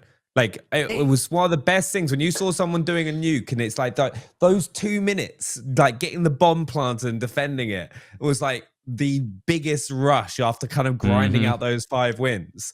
Like I don't understand why we've lost those kind of things. I think that's what's missing in Warzone right now, and where I think Battlefield is a great opportunity. You just need stuff that doesn't necessarily happen every game, right? And like you sometimes get it with, it was what the random events were when like a jailbreak happened. But things that actually change the course of the gameplay, like, oh God, we have to go here and do this. And like, you kind of got it a little bit of Nakatomi, like with the tower in downtown with the Easter egg there. and you kind of create those hot spots and moments because stuff happens, but you don't want it to happen all the time. You want it to be like, oh my God, this is happening. So you get those really exciting moments that doesn't feel like it's just another game.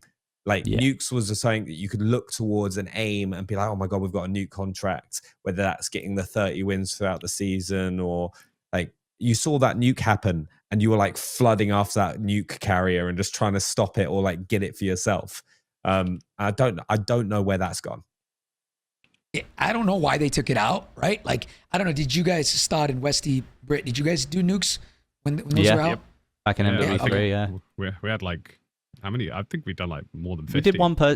I mean, I'm not the greatest player in the world. I got at least one per season across every single one in MW3. I got one in every season. Yeah. This makes a great segue because I feel like one of the reasons why they don't do nukes anymore is because it would highlight the cheater problem massively. Look, he's thinking 4D. Oh, God, it did.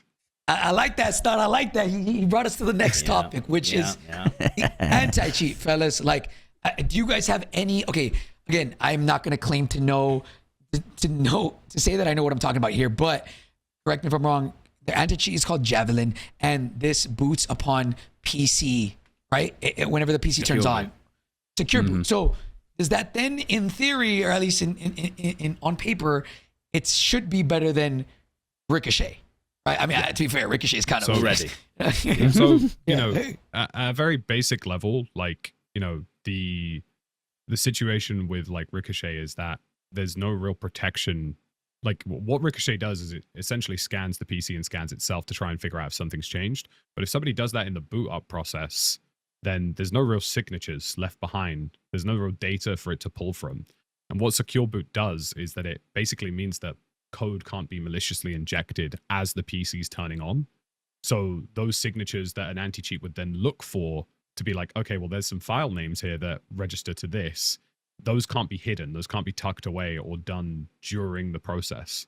Like, Secure Boot alone is going to make it a lot harder for like, because the problem with Warzone isn't necessarily like that there are lots of good cheats. It's just that there are loads of cheaters because it's just so easy to carry on doing it over and over and over. Like, you get banned, sweet. I've spoofed my hardware ID and I'm straight back in. Like, there's nothing stopping them. And like Secure Boot at the bare minimum, it's just another hurdle. Like, it like verifies like digital signatures to make sure that what happened at launch like is what happened. Like, if something nefarious happened, they will know about it and they can instantly go, right, that's something that shouldn't have been there, get it gone. Like, is that, in theory, does that mean that, again, I don't think there'll ever be a game that has no cheaters whatsoever, but in theory, significantly less cheaters than if it was something the way that Ricochet works, correct? At least it's just another hurdle. Do you know what I mean? Like, you know, it's not, Secure Boot's not a silver bullet. Like, it's just another hurdle that's in the way. And like COD back in the day flirted with the idea of requiring phone numbers, and then they got rid of it straight away because they didn't want, you know, they didn't want to put another hurdle in the way. And, you know, even though it probably did have a really positive impact on getting rid of cheaters, it was another hurdle. Whereas like Secure Boot is kind of, to me at least, it reads as, we are willing to throw hurdles in the way, even if it means annoying some players, as long as it reduces the cheat account. Like, they're willing to do that. They're willing to make, you know, guaranteed 2-factor authentication, you know, guaranteed Secure Boot. You have to have these elements if you want to play the game. Yeah. And I was just saying that if you want to know if Battlefield 6 is going to run on your system, if you can run Battlefield 2042 on your system, then Battlefield 6 should work as well because it has the same anti-cheat now. So, yeah, that's one thing I think that this game will have going for it. Is like this Javelin stuff that EA are putting in Battlefield 6. It's my understanding they've basically just been using the previous couple of games to like train it and make sure it works properly. And one good thing is like this game is launching with its own anti-cheat built in from literally day one, whereas Warzone, if we want to be honest, like back in 2019 when Modern Warfare launched, it launched without an anti-cheat, and then they shoehorned one in like 18 months later. They were already behind the curve at that point, and like you never, if the door's already open and then you try and lock it, but everyone knows what the key is, like, you know, they know where the key is to open it. Like, you're never going to quite be able to protect it properly. Whereas at least with this game, and I'm not saying it's never going to be foolproof, you are always going to have people that work around it. but at least it gives them the head start of being like, right, we created this game with the anti-cheat before anyone even got hold of it. Yeah. So we're already in the lead there. One of the things I was going to say is traditionally when you make a proprietary engine, the bonus you've got is that you can build things from scratch and they have to reverse engineer and figure out, right? Whereas in Warzone, they released the game, it was out for a good amount of time, and then they strapped Ricochet to the side of it.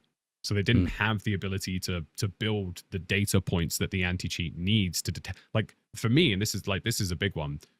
In Warzone right now, somebody can run around with 100% headshot ratio and probably get to like level 50 before the game goes, something's wrong there. You did that in 2042, you're gone in like seconds.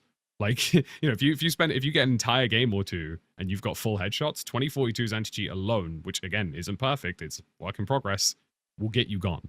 Like, for me, Ricochet shows some very obvious signs of like not being built from scratch with the engine of the game, right? Like it's very clear that that's happened. I mean, the whole guys getting banned because they typed in an anti-cheat provider in game chat, like come on, like that's stuff like that can't run. Like, whereas this is an opportunity for these guys to sort of say, look, you know, they've been data training this game on Battlefield 1, I think, right? It was 1.5 and 2042, or is it just 2042? Yeah, 1.5 and 2042, yeah. So they've been using data from those games, telemetry from those games to go, right, this was what normal looks like, this is what not normal looks like. And it's not going to be perfect. Like every anti-cheat's going to get destroyed at some point or another, but like at least the groundwork's been done, like, and a lot of it's been done. Whereas like, like I know it's hard, and I know it's difficult, and I absolutely do not envy any of the devs who work on Ricochet because it's hard work, right?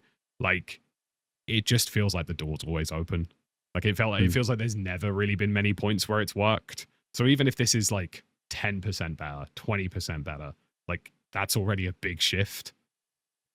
Yeah. And as long as like, I think I think we're pretty like, well, I think this BR will be free to play. I mean, if that 100 million player target is anything, if they want to get anywhere near close, it's got to be free to play. So then of course it's got to have an anti-cheat. But like if Battlefield literally stands there and goes, our game is cleaner than the competitor and it's free, come and play our game. I think that's a compelling enough thing, at least right now as well, to get a lot of people to go and at least try it. So that gives them like a bit of an advantage. So if that's the case, then yeah, I think it puts himself in a good place. I also think like a rising tide raises all ships, right? I don't think it's like everyone, like one of the big discussions I always see is like, oh, is this going to kill Call of Duty? Is this a Call of Duty killer? Games have been coming out for the last 20 years that are supposed to be COD killers, and it just doesn't go away because it is one of the greatest FPS shooters on the market. I think the big thing is if Battlefield deliver a great BR, that's great for Call of Duty and Warzone fans because it means that they'll be learning. Like I can remember when Apex Legends first came out and they had the reboot system added and the ping system. Suddenly that was applied to Call of Duty, that was applied to Fortnite. That was the standard, if Battlefield comes out and they bring some great features and elements that people haven't thought about, that might make Warzone go, oh wait, we should add this or approach it this way, and we get a better game which is better for the players, and that's the most important thing. And then you've got 2 battle royales that you can play. One day I feel like a bit more of a Battlefield to like destruction version game today. No, I want the kind of fast, fluid gameplay of Call of Duty today. Like, I want to get cheated on today. I'll play some Warzone. No, but I think it's a great thing.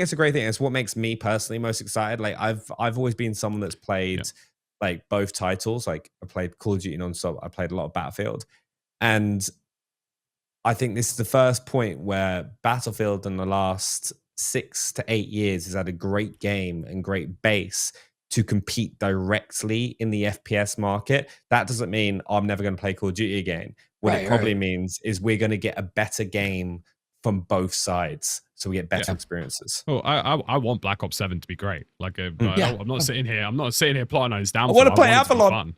Yeah, good God, do I want to play Avalon? We're not like, Twitter users, you know. Like those guys hate fucking everyone, you know. Yeah, and it's one of those things. Like the one thing I will say, like looping back to anti-cheat, is I feel like a company can announce its intent quite early. Like to me, Ricochet kind of fell apart when it said we're not doing IP bans. because we don't want to get internet cafes like struck off. Like that to me is like, okay, well we're okay with certain things because we're trying our best to appease everybody. Whereas Valorant's like, you're going to install the most invasive software in your entire life on your system, and we're basically going to be the CIA because that's how much we want it. And like, for me, EA sort of saying, hey, look, you need secure boot. This is a hurdle. You have to enable it.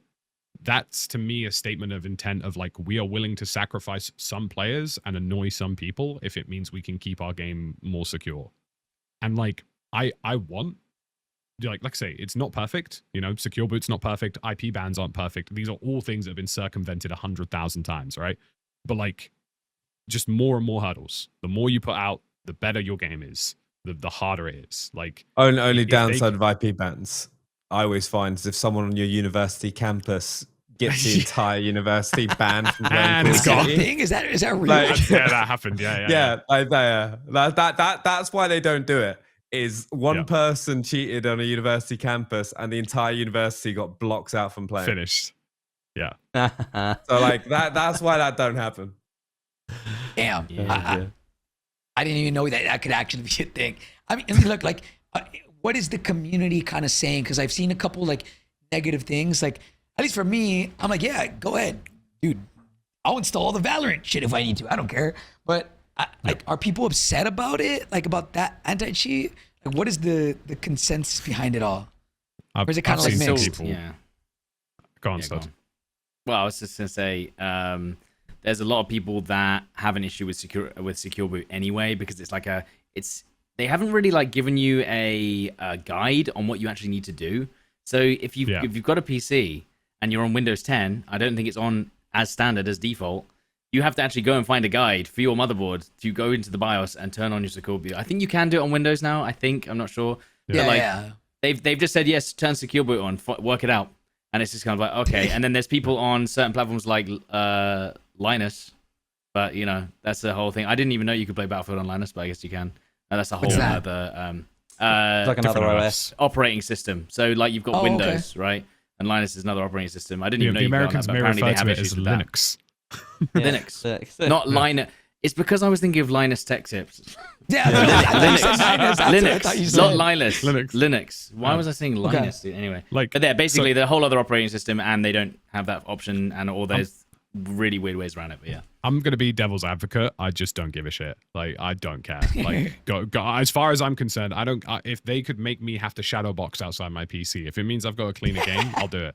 Like, But I'm with you. Like, if it I takes just me don't 5 care minutes anymore. to figure it out, like it at the end of the day, like I want to play the game. So if I need to turn secure boot on to play it, I'm gonna turn it on. Yeah. That's the way it is. like, you know, Just have a there's this little sort of- just have a little YouTube guide thing pop up on the boot of the game. that would be ideal.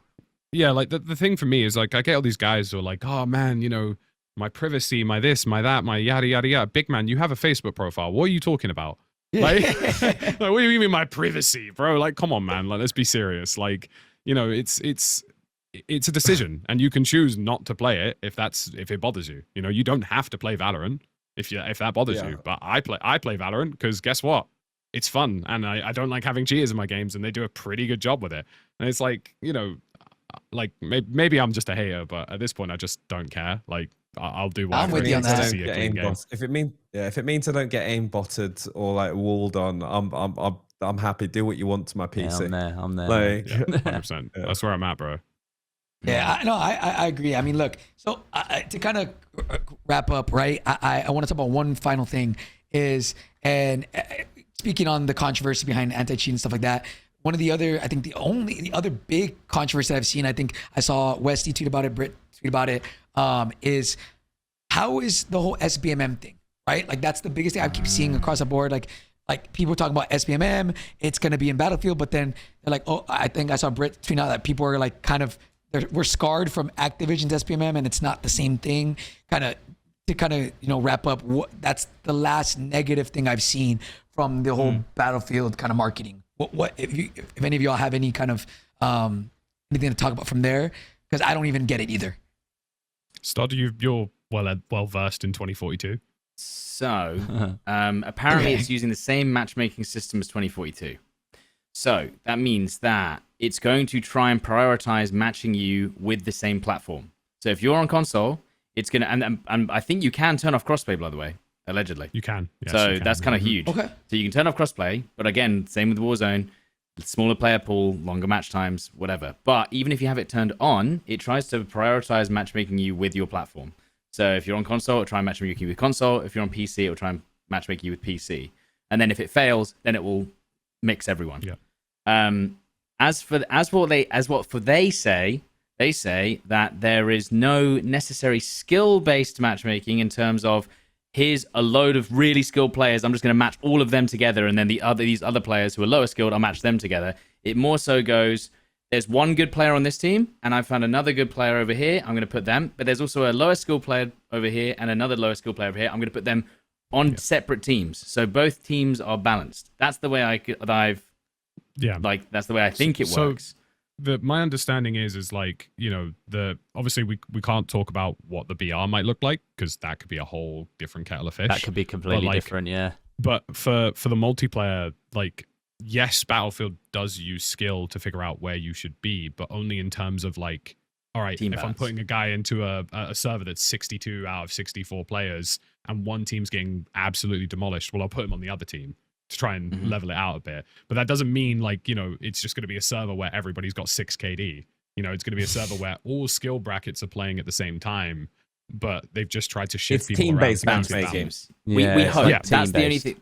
The only thing that concerns me is Battlefield 2042 never had a massive player pool to then have that system work. So I don't know if maybe 2042 felt easier because it didn't have masses of players. The same way that Warzone can't work well when it doesn't have masses of players to pull from. So when it has hundreds of thousands of players, maybe we'll see a matchmaking system appear, and that's when I'll be like, okay, you know. Sod, I got a question, because you might actually know this, right? Thinking for all the 2 boxers out there. So you know how you were saying that the PC and console matchmaking, like it would matchmake based on the platform you're on. If you're on a squad and 3 people are on console, 1's on PC, is it going to prioritize you into a mixed set of matchmaking, or would it go, right, we're going to put you with primarily console?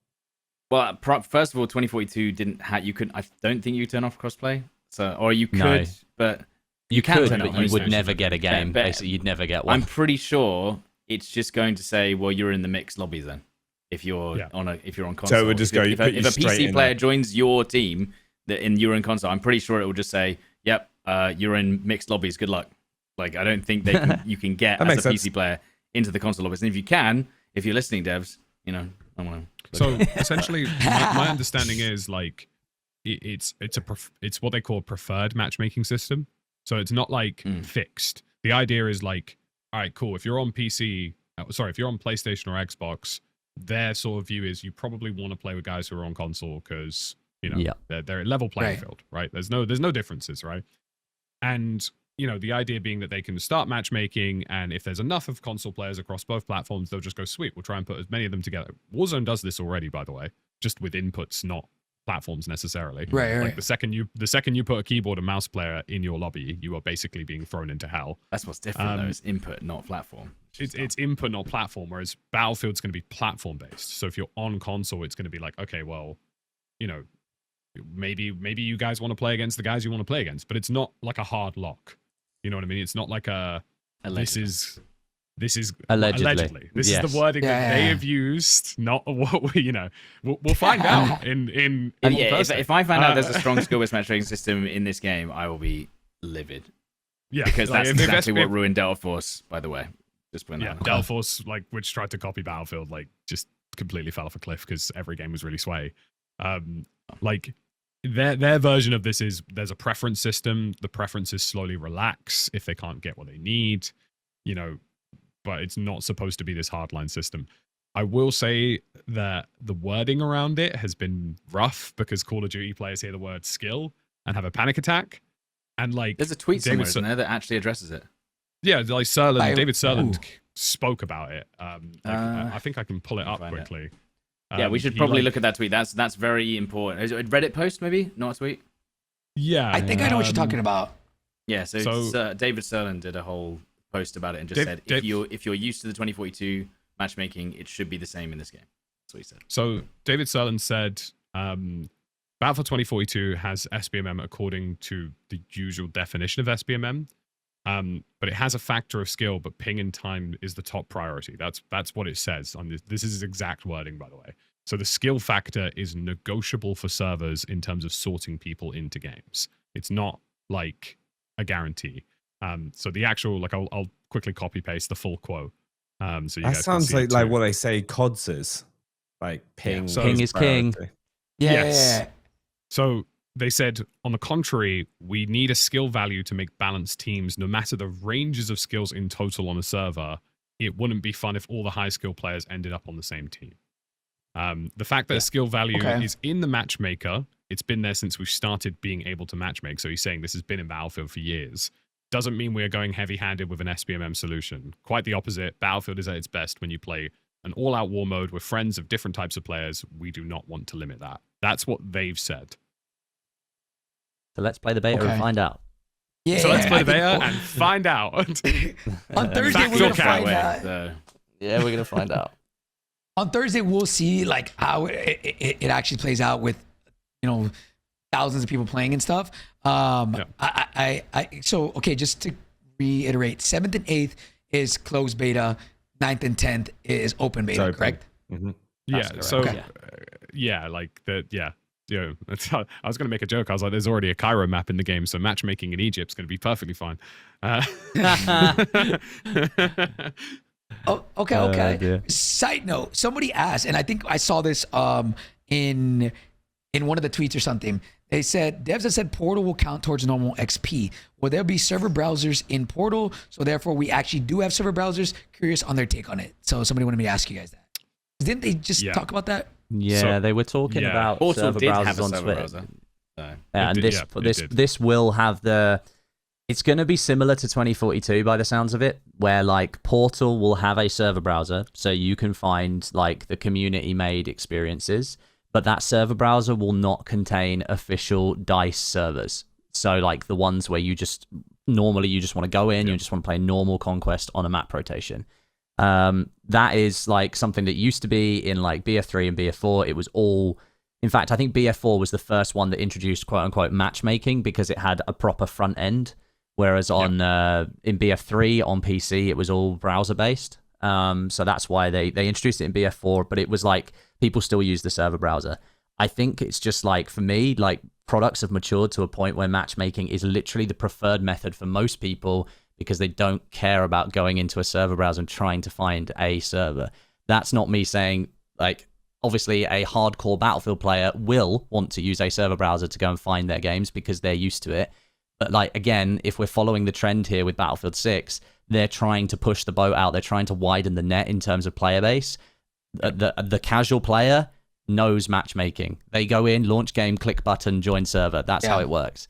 And I think that's what they're kind of going with this. Like Portal, it's different because you're looking for like a bespoke experience. Whereas if you want to play like normal matchmaking, I'm assuming EA and DICE have gone, well, matchmaking works best for that because we get people into the game quickly. Yeah. There were kind of two big issues with Portal. The first one was like, it was kind of tucked away. So like finding these server experiences that we were supposed to have kind of just got put on the back burner. And apparently that's not the case this time around. They say it is going to be front and center. You will be able to get to it really easy.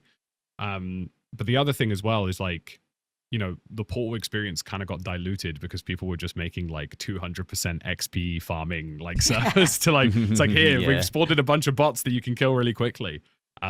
We've been told this time around that there are detections in place to basically just get rid of those instantly and stop it from happening. So, you know, from a regular player's perspective, they just want to press play on the game and get into a match. Like they don't they don't care, bro. Like, you know what I mean, they're gonna go, sweet, Battlefield, rush, done. Like that's all they want to do, right? But for like hardcore Battlefield fans, the sort of element above that is like communities have made Battlefields last for years. Like Battlefield 4 still has players, still like it's over 10 years old, right? And like the idea for Battlefield fans is like, well, look, you know, communities have been the lifeblood of these games. You can't locker them away and like say, sweet, you know, because I used to have servers that I would specifically play on, like in Battlefield 4. Like I would load up the game and I would go, here are 6 favorite servers I've got. I'm hopping into one of them, and that's how it worked for me. And like that's why I remember those servers and the people who played on them, and maybe met some people, or like, you know, had guys added to my friends list or whatever. Like, that's what made Battlefield really cool back then. And like having that kind of thrown away is obviously a very valid concern for the community. And like, the other thing as well is that I guess it's kind of on the line with this SBMM discussion, right? Because if there is a server browser for regular servers, then there can't be any kind of SBMM, because you literally get to pick. Like you get to choose, so they can't really have a say in it, right? So I guess some people are kind of viewing it as, well, there's no server browser, therefore they must have something. Well, I can see. Well, yeah, but they've already admitted they have something. We just don't know the scale and extent, and we'll find out on Thursday, I guess. So I guess when it comes to SBMM, wait till Thursday and we'll see how it actually feels. I'll add one last thing though, and I will just say this: we were in the sweatiest possible lobbies, like at LA. Like, Christ, I was playing against Crimsix, Scump, and Nadeshot. Like, you know, life was hard, and I think we can all agree that we still had fun though. Like, which is, you know, I mean, I'm not saying that. I'm not saying that validates SBMM, and I don't want someone at EA to go, right, he said it's fine, put it in. I'm just saying, like, you know, there's more to it. I think it's a conversation that's inflated a lot on the internet because of like where we've been at, if you know what I'm saying. Well, that is not actually the normal experience, what you saw. It did kind of play out like, you know, how every game does, but you're going to have a lot of people who aren't going to put in as much effort as every player did in that lobby. Did they put flying around around sitting there, camping, not moving, staying in a building? Yeah, there's going to be loads of that. Yeah, again, look, at the end of the day, like, I'll say it from both ends, right? I'm a diehard Call of Duty fan, and there was a point where I literally stopped playing Call of Duty and was just playing Battlefield. Like, right, that was Battlefield 3 and 4 for me. And I think with this game, it reminded me, oh shoot, like, I remember why I stopped playing COD at the time, right? And that's not to say, again, I think a lot of COD people are watching this right now, and we just want something else to play. We want something, right? We don't want to just eat, like I said earlier, we don't want to just eat burgers all the time, right? Like, you give us pizza now, okay, we got a choice here, right? So for me personally, I don't see myself ever just stopping playing Warzone or Call of Duty completely, but to have something to where you can have both. Today's a Battlefield type of day, or hey, let's do 4 hours of Battlefield, 4 hours of Warzone. Like, and again, the people that win here are the consumers, and that's all of us. Like, if both of these companies are trying to make the best game possible, it's only going to elevate both games, and we win. We have better games, better support, you know. So yeah, man. I mean, boys, I think, at least unless you guys can think of anything that we didn't cover, I think we covered pretty much everything, all our thoughts and everything on that, man. I again want to say thank you guys for taking time out of your guys' day. I know you guys are incredibly busy. Trust me, I know. So the fact that you guys took about 2 hours out of your day to come be on the podcast, just know it really means a lot, man. So thank you guys for hopping on, bro. Thanks for having. No worries. Thanks for having us. Yeah, thanks for having us. Thank you for having us. It's been fun. Of course. Anything that you guys think we didn't think of or didn't speak on? No, not really. I mean, what did you think of it? You were in LA. What did you think? You have fun? Yeah, again, from a purely, like, again, I'm coming from a COD perspective, right? Like, I enjoyed it crazy. And I think one thing I'll tell everybody who's going to play this, who's a COD fan, don't go into this expecting YY TikTok movement. Like, you're not going to enjoy it. Yeah, you do a bit of sliding. I mean, we can talk about that if you want. The movement was kind of crazy. I've got a couple of clips where people can slide and then strafe jump sideways. I saw that, but like, I feel like you were at a very big disadvantage because you got a lot of weapon sway, a lot of weapon bob once you did that. I mean, I guess you can do that. But I'll be honest, you won't get shit on. Like, my first gunfight, I slide canceled around the corner and I tried to like bunny hop, and I was like, whoa! And I was like, all right, I'm not doing that. Like, I shouldn't be doing that. But yeah, like, your gun just goes like that. It's like a wave. Jump shotting's not yet. Yeah, so I'll be honest, at the end of the day, I left that experience and I had no expectations going in, right? I didn't know whether I was going to enjoy it or not. I was like, yeah, I used to like Battlefield. And I came out and I was like, wow, like, pleasantly surprised. I actually had fun. And at the end of the day, that's what matters. It's different than COD. It's a different type of dopamine hit that COD gives me. But I think that's a good thing. So for me, and I think everybody else, give it a try. See what you guys, if you guys like the beta, it's free. Go ahead and just, you know, and if you like it, go ahead and pre-order it. If not, who cares, right? Just on to the next thing. Like, that's the only thing I will say. Like, they've kind of like, you know, I'm just going to give credit to them. There is kind of a intention here. Like, they've basically said you don't have to pre-order, you don't have to buy anything. Like, they've said if you were in Battlefield Labs, who have been actively helping us, you're getting access early.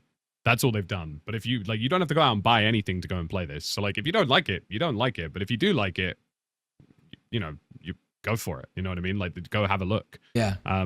There's no, you know, there's no access barrier here. Yeah. How which do is they nice. get I think codes?